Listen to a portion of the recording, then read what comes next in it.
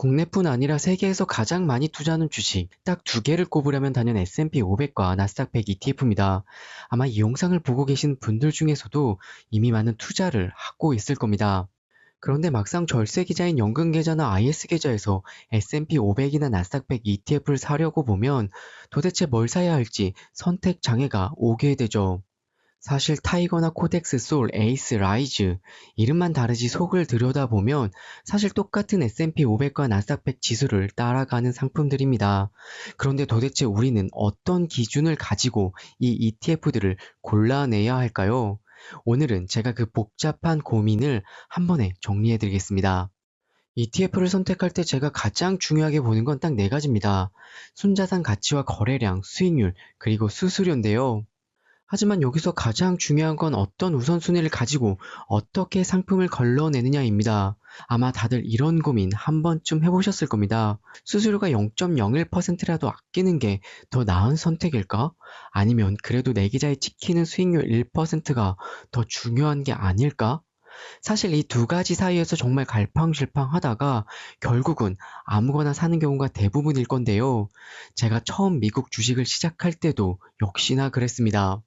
사실 이 네 가지 중에서 제가 가장 먼저 확인하는 건 순자산 가치와 거래량인데요. 사실 미국 주식 시장에 직접 투자할 때 순자산 가치로 고민할 이유가 전혀 없습니다. VO나 스파이, IVB 같은 대장주들은 이미 전 세계에서 돈이 쏟아져 들어오고 있기 때문이죠. 순자산 가치가 이들은 정말 어마어마하고요. 사고 파는 거래량도 이미 넘쳐납니다. 이런 시장에서는 그냥 내가 어디가 수수료를 제일 덜 떼나 이것 정도만 확인해도 절반은 끝난 셈입니다. 하지만 한국 시장은 조금 얘기가 다른데요. 미국에 비하면 시장 규모 자체도 작아도 너무 작기 때문이죠.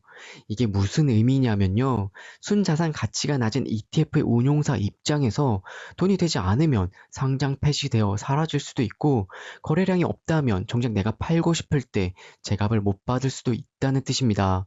그래서 저는 한국에서 S&P 500이나 나스닥 100 ETF를 고를 때 순자산 가치와 거래량을 가장 먼저 확인하는 거죠. 이게 단순히 차이가 좀 난다? 라는 수준이 아닙니다. 숫자로 한번 바로 보여드릴게요. 국내 S&P 500 ETF의 큰형님 타이거 미국 S&P 500의 순자산의 가치는 무려 13조 원이 넘습니다. 그런데 똑같이 미국 S&P 500 지수를 따라간다는 하나로의 S&P 500은 고작 153억 수준이죠. 13조 대 153억. 똑같은 지수를 추종하는 상품인데도 순자산의 차이가 무려 850배나 벌어져 있는 겁니다. 아무리 수익률이 1%가 더 높고 수수료가 몇 푼 더 저렴한다고 해도 ETF 자체가 어느 날 갑자기 사라질 수 있다면 이 1%가 정말 소용이 있는 걸까요? 또 850배나 작은 상품이 내가 원할 때 제값에 팔고 나올 수 있을지 없을지도 모른다는 위험도 감수를 해야 합니다. 순자산의 가치를 5천억이라는 필터를 적용해보면 국내에 상장된 수많은 상품 중에 살아남은 S&P 500 ETF는 딱 4개뿐입니다. 바로 타이거와 코덱스, 에이스, 그리고 라이즈인데요. 특히 타이거는 13조, 코덱스는 7.6조로 순자산 가치가 높았습니다. 사실 이 정도 순자산 가치가 있다는 건 우리가 원할 때 언제든 사고 팔 수 있는 최소한 거래량 또한 어느 정도 보장되어 있다는 뜻이기도 하죠. 이제 순자산 가치도 확인했으니까 그 다음 우선순위는 진짜 실력을 확인할 수 있는 수익률입니다. 사실 이 지점에서 거의 모든 투자자들이 깊은 고민에 한 번쯤 빠지게 되는데요. 수수료가 조금 높더라도 돈을 더 많이 불려줄 수 있는 수익률이 더 높은 게 좋은 걸까? 아니면 장기 투자할 건데 장기적으로 수수료가 더 낮은 상품에 투자하는 게 더 유리한 걸까? 아마 이런 고민 한 번쯤은 해보셨을 겁니다.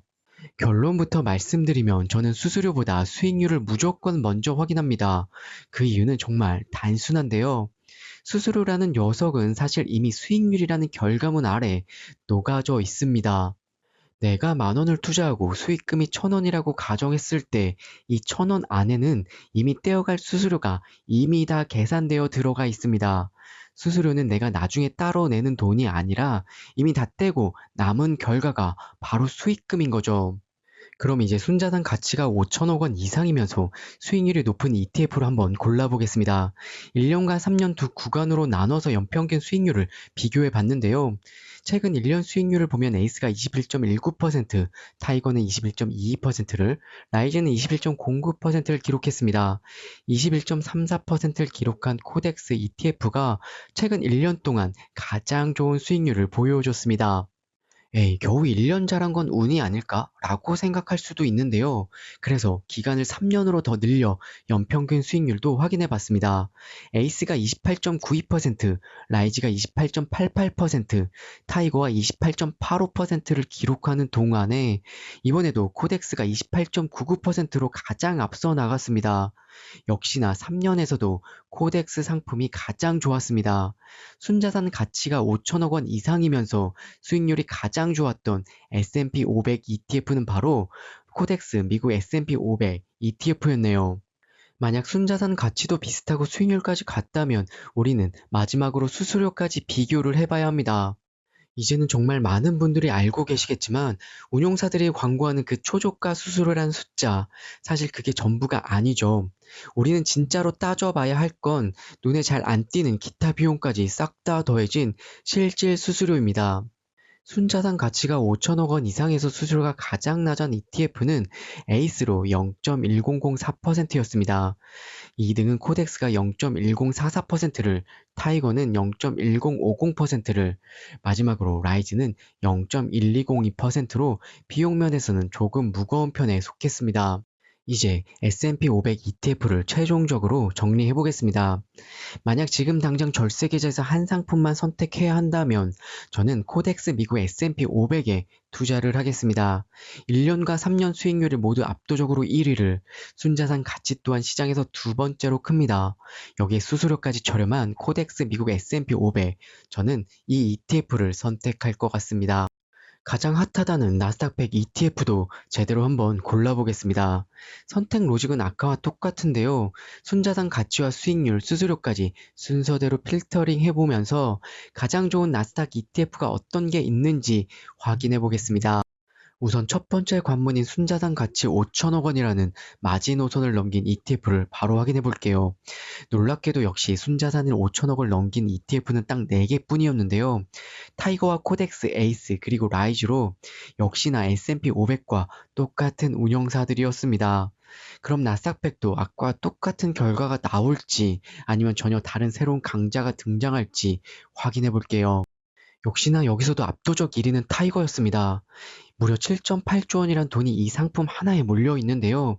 그 뒤를 코덱스가 5조 원으로 2등을, 라이즈가 2.8조 원, 그리고 에이스가 2.6조 원 수준이었습니다. 이 4개 상품 모두가 조단위 몸값을 거진 거대 공룡이 되었다는 거죠.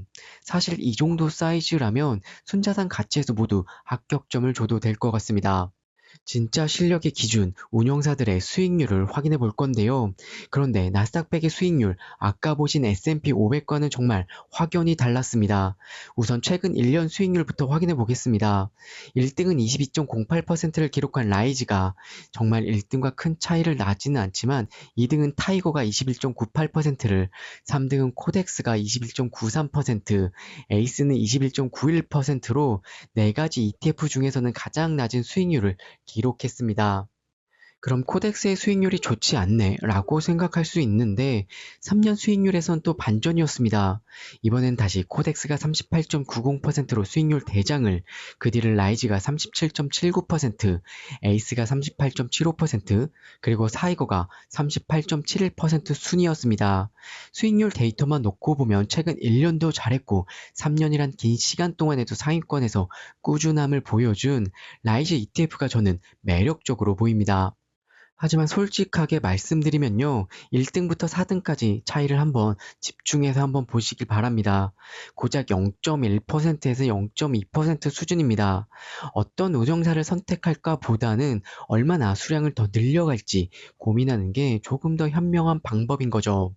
이제 마지막으로 실제 수수료도 확인해 보겠습니다. 가장 가벼운 가격표를 달고 나온 1등, 바로 타이거로 0.1349%로 가장 저렴했네요.